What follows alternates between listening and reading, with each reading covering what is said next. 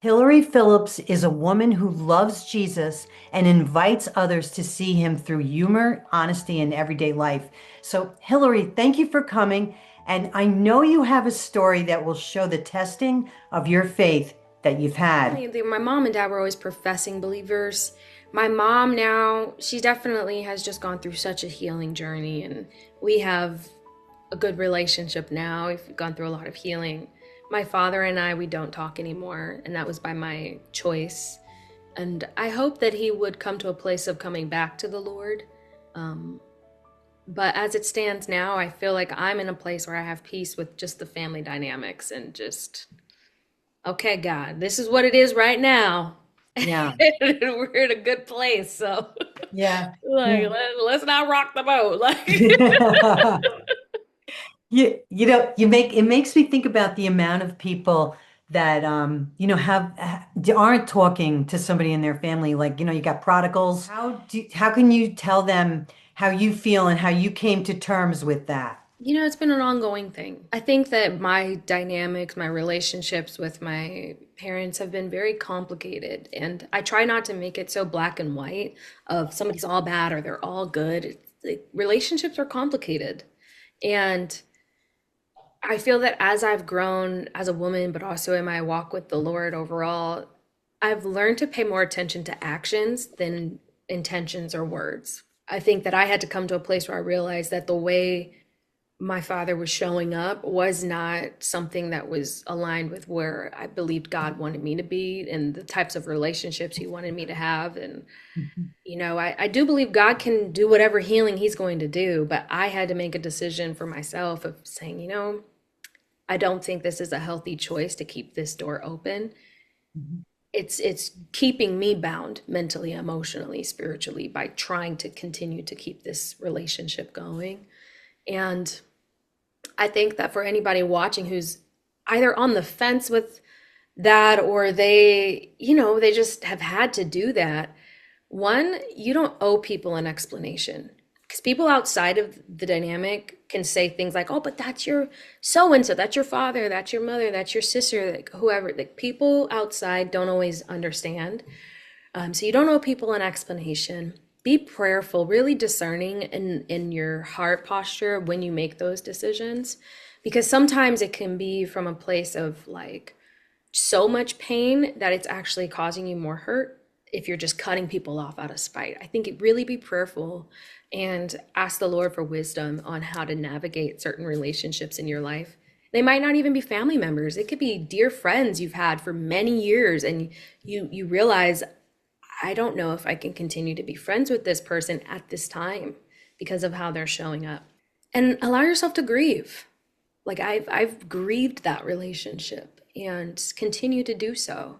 And I think that we have to know it's okay. Like, it's okay to have multiple things happening at once. Like, you can have faith, love the Lord, love people, want the best, while also having to set boundaries or feeling sad over a relationship dynamic that doesn't go the way you want. Like, these things can happen simultaneously. And I guess the biggest thing would just be allow yourself to be whatever it is, allow yourself to experience it, but do it with God. And I think also of boundaries that so many people need to have. So that's why I asked you that question, because I know that there are people out there that probably are struggling with, I don't talk to this person anymore, or I don't see them. I don't want to feel like I'm hard-hearted. But there's boundaries in our life, and I think sometimes we don't even realize that we need to have them. All right, so speaking right into like the human trafficking part, there's a place where somebody, I think we were talking about somebody that was just kind of falling into being in human trafficking because they were just following someone along, right? For viewers, I work in an organization that fights to end child trafficking. And right now I work with media and just getting the word out. But my first year and a half there, I worked in the home directly with survivors. And it was so eye-opening to just how much vulnerabilities can be exploited. We all have vulnerabilities, and some of those can be just feeling unseen, unvalued. Maybe we don't have the right resources financially, or there's just things that we are in need of that make us vulnerable. You name it, there's so many vulnerabilities. And people who traffic victims, which is using force, fraud, or coercion to make somebody do either sexual acts or labor against their will and for profit. A trafficker knows how to like take advantage of people's vulnerabilities. And so for kids, especially young kids, they're so vulnerable already. It's simply because they're young and they don't have a lot of framing of the world. And so when children are trafficked, it's just so heartbreaking. And there's some stories of firsthand that I want to be cautious in how much detail I give, but stories like young girls who grew up, mother, father, maybe one father left and or father left, mother was sick or mother passed away. They end up in the foster care system. The system or the home that they're in, they don't like, they run away. And when they run away, they have needs. They have like clothing needs, food. Oftentimes, that's when somebody will come in. It could be a woman or a man and present as somebody that wants to nurture and care and say, I can take care of you. And then this young, vulnerable kid ends up befriending, so they think, this person, or looking to them as a mother or father figure, or even a boyfriend or girlfriend. And then before you know it, this person who from the beginning planned to abuse them has now gotten them in their grip. And it's just very sad. There's countless stories I have of girls who they lost a spot, like a parent.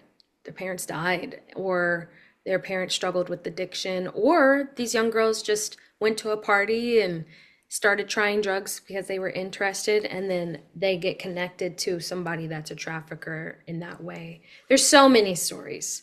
But bottom line, oftentimes it does not look like what we think of somebody just being kidnapped and held against their will. That does happen. But more often than not, it's grooming. It's like somebody coming in and presenting themselves as the God figure, as the loving person. They fill that gap. And so I think just overall, even from my testimony, all these things, I realized, wow, I was so vulnerable. My story, if I had come across the wrong person at the right time, I could have been just like one of these girls, which is, I think, a lot of what connected me to the work of, even though I wasn't trafficked myself, I could see, I'd hear these stories and realize, oh my gosh, that could have been me. That really could have been me with all that I had dealt with. Because a lot of ending child trafficking and trafficking in general is about prevention. It's about helping people know even what it looks like, sounds like, what the signs of it are, and that they do have power to do something about it. Like you hear it, it's such a daunting topic, it's really heavy, and it can feel impossible to even address.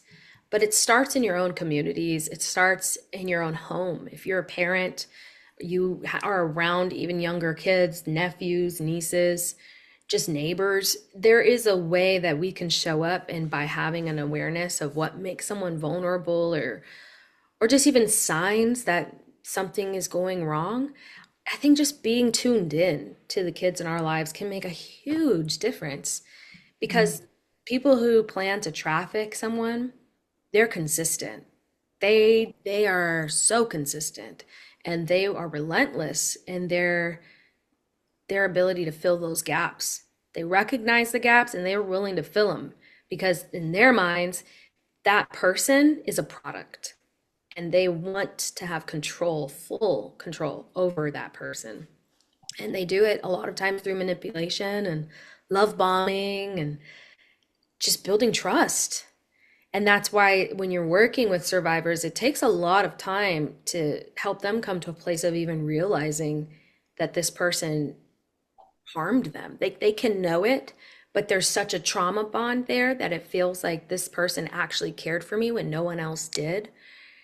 There's layers and layers of healing that has to happen. That's what I was thinking about as you were talking, is how long does this trauma, like how long does it take to unravel? It varies, I think, based on what somebody's endured and what their support system looks like. Just so many factors come into play. But I'd say it's a lifelong healing journey, Mm. being restored, because you, especially if you're trafficked when you're really young, those are your formative years and your whole identity when it's wrapped around this idea that you are just a product. It's very hard to go from that headspace, that pure survival mode, to having a dream, wanting a future, feeling like you even know what you like, what your interests are. It's like there's a whole different reality that they've had to live in that Mm. most of us never even come close to understanding. And that's no shame on those of us that don't understand, but it's just this eye-opening reality that Jesus heals, and he's the one who gets it and who can get into people's hearts and really bring joy in times where it seems impossible. Who he's just good and great at reaching people who seem unreachable. And so, above all, it would be coming to know Jesus really is the anchor of bringing great healing. But even beyond that, it's having people show up and be examples of what healthy relationships look like. And there's just so many pieces. I could go on and on, but there's a lot. Yeah. There's a lot. There is a lot. Maybe that's a conversation for another day. You wrote this book, My Brain While Reading the Bible, which is a devotional, a 40-day devotional. And Yeah. and I love that you chose to go to the biblical women and kind of unravel their stories. And yeah, it's a 40-day devotional that blends humor and scriptures and a mix of personal stories and biblical stories. And it's really meant for the person that has kind of struggled to connect with the Bible, or a person who's been reading the Bible forever and just wants a fresh take on certain stories.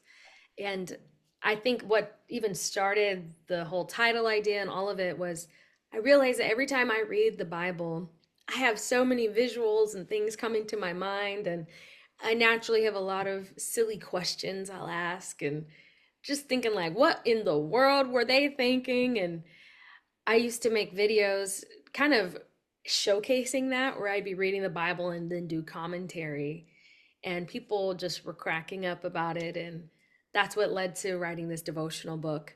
But they're great entries, they're fun, and some are going to be a little more serious in tone and really reflective. Others are a lot more lighthearted, but still get to the root of the word. And I think that what I love about it is it feels kind of like the Christian journey, where some entries are like, wow, we're getting in there. And I get that's our life, our Christian life, where there's some times where we're really getting deep revelation, and other times when we're just having the time of our lives, frolicking. And I just wanted it to feel like a mix of that, and knowing that you can just come to God as you are and learn from the word. It's called joy. That's what you're putting out there, right? So Yeah. now, social media, where can they find you? Where?